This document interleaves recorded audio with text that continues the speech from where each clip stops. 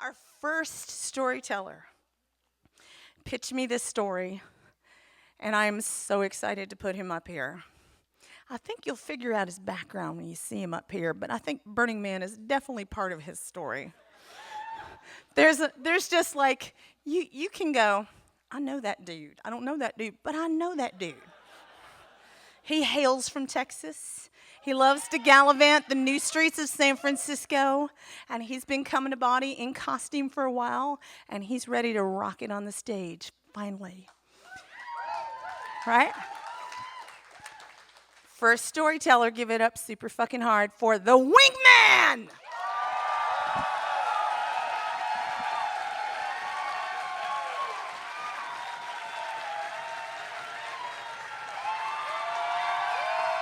I didn't know that was under there. Woo!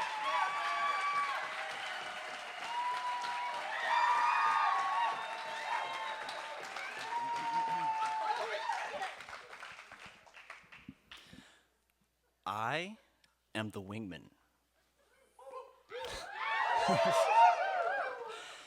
If there's a cuddle puddle and somebody's getting dehydrated, I'll be there. If your hand is getting tired, just wish somebody would take over for a minute, oh, I'll be there. When you need just one more cock ring, I'll be there. In my relatively short career, I've helped out on a variety of occasions.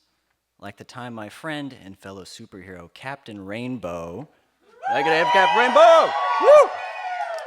Found himself in the middle of an orgy, but was wearing pants that were too tight to take off by himself. Or there's the time two of my buddies went to Burning Man. She was right. Two of my buddies went to Burning Man and wanted to do it out in the desert sands, but they needed a third pair of eyes to make sure nobody interrupted them. Tonight, though, I'm here to talk about my origin story, my getting fucked by a radioactive spider moment, if you will. It began 1 year ago when I attended a local San Francisco event known as Up Your Alley. It's an erotic street fair, also known as Folsom Street Fair's dirty little brother. Trust me, it's earned that name. I had worked up the courage to wear a revealing outfit to the event. In fact, this exact ensemble is what I was wearing that very day.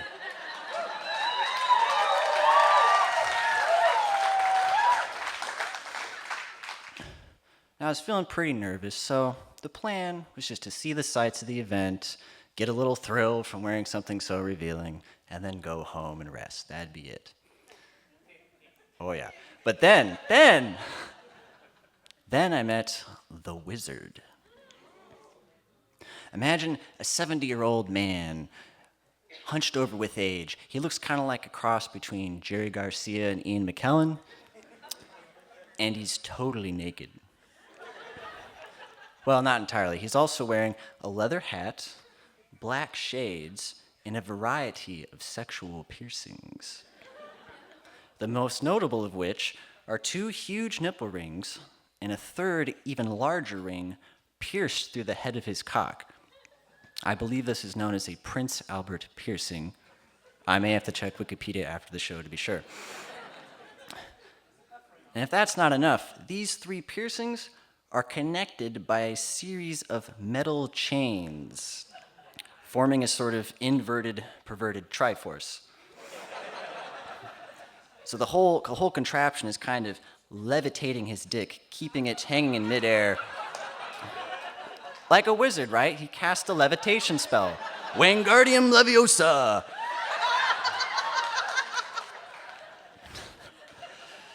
Now, like any good wizard, this guy's got a wand. It's jet black, about a foot long, and he's using it on a friend who I shall call the Sorcerer's Apprentice. This guy looks to be about 50. His body is oddly hairless, and believe it or not, he's got the exact same getup as the wizard. A true apprentice. The same kind of leather hat, the same shades, and even the exact same inverted, perverted, triforce piercing arrangement. The exact same. So this friend is he's tied up to a pole while the wizard uses his wand to engage in some what I could only call masterful cock and ball torture.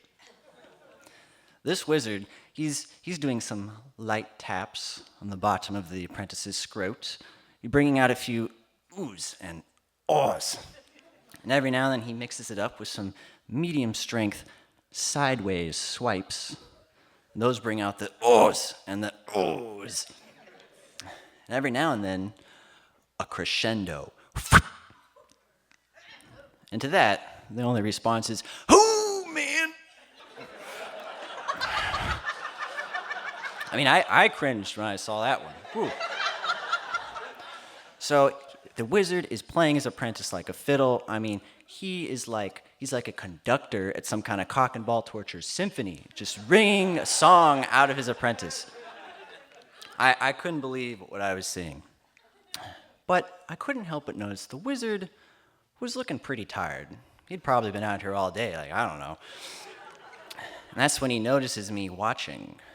He looks me up and down, gives me a nod of approval, seems to like the outfit, and then he holds out his wand to me and says, "Mind giving me a hand, boy?"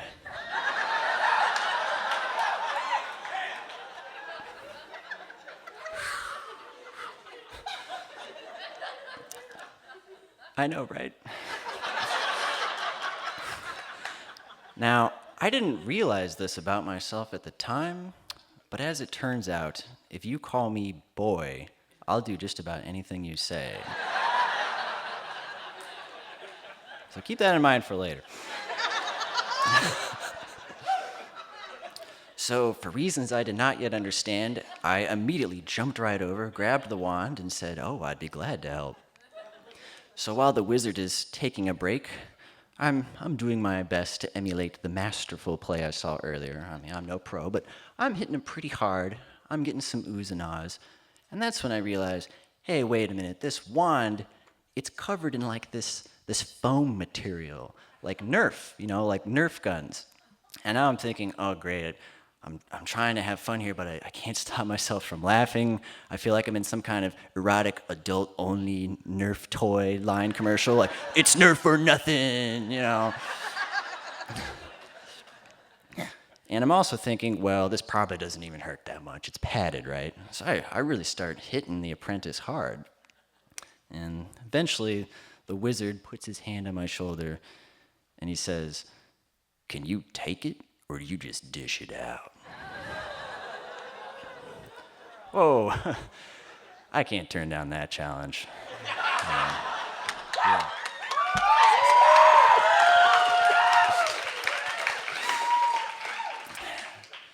So I leap right out of my underwear, exposing myself to the entire public.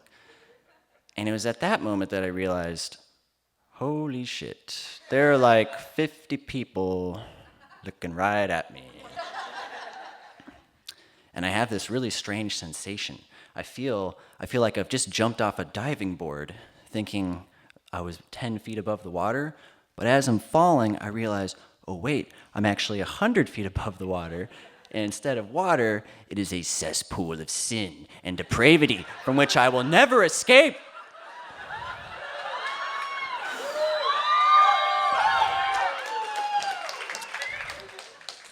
Yeah, that's what I thought. I was totally okay with that. Totally fine. So I'm standing here getting ready to have my balls hit by a total stranger. And I'm like, oh crap, what do I do? Like, I don't have an inverted, perverted triforce thing going on. What do I do? Well, just grab my shaft, lift it up, exposing my balls. Exposing my balls to the public, and the wizard gets his wand ready underneath me, and he leans in and whispers, "Now don't worry, boy, I'll go nice and slow. If I'm being too rough, just let me know." And I'm like, yeah, whatever, I got this. So he starts with those light taps, you know, the ones that brought out the oohs and the ahs. And I'm like, whoa, this wand actually packs quite a punch. I'm definitely feeling it, like, ooh, that's pretty good. And then he starts ramping it up. I feel some of those sideways swipes from earlier, and I'm like, oh God. Oh. I'm doubling over in pain and pleasure at this point. And that's when I realize, oh my God, he's not even hitting me half as hard as I was hitting his apprentice. Like, holy shit, that guy's a real pro. So I looked over at the apprentice, while I'm being hit, and I'm like, hey man, you're really good. At this point, the wizard starts yelling stuff to people. He yells, yeah, I'm his dad. This is my son. We're in this crazy perverted sex family. Yeah. And I'm like, whoa, I didn't sign up for this. I mean, I got nothing against that, but like, what's going on? Like, whoa. And the wizard, to his credit, he can see how distressed I am. And he leans in, and I swear I can see his eyes rolling behind his sunglasses at me. He's like, come on, man, I'm just trying to ham it up for the crowd. Now you're gonna help me out, or ain't you? Oh, another challenge, like, I got this. I'm getting ready to say something. Fuck, what do I say? Like, before today, the kinkiest thing I've ever said out loud was probably, yeah. You take off those pants. Keep taking them off.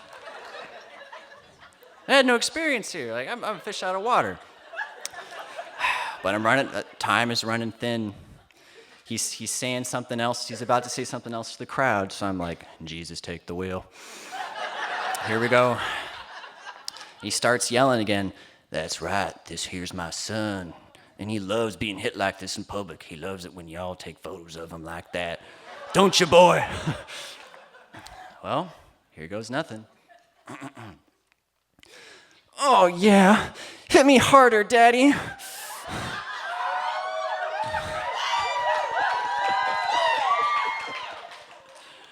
I'm like, holy shit, did I just say that?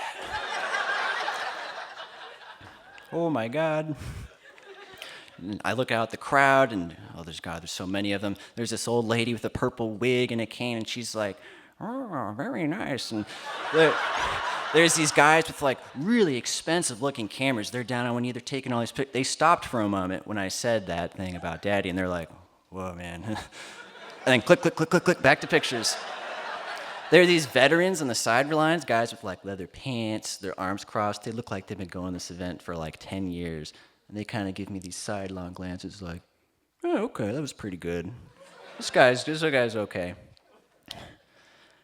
This went on for a few more minutes. I'm not entirely sure. Adrenaline was pumping through my veins. Eventually, I just had to stop. My poor testicles needed a break. So I shake the wizard's hand. I give an approving nod to his apprentice. And then I bound off into the crowd like a deer into the woods. I feel like a new being has awakened inside me. I am no longer a mere human. I am a superhero.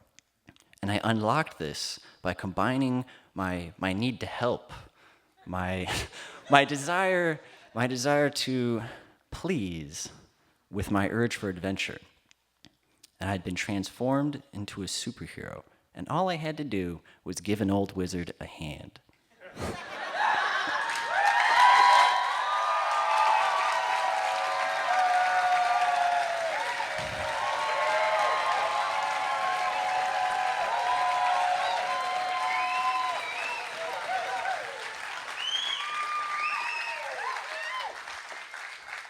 So if any of y'all need a hand after the show, I'll be there. I'm the Wingman.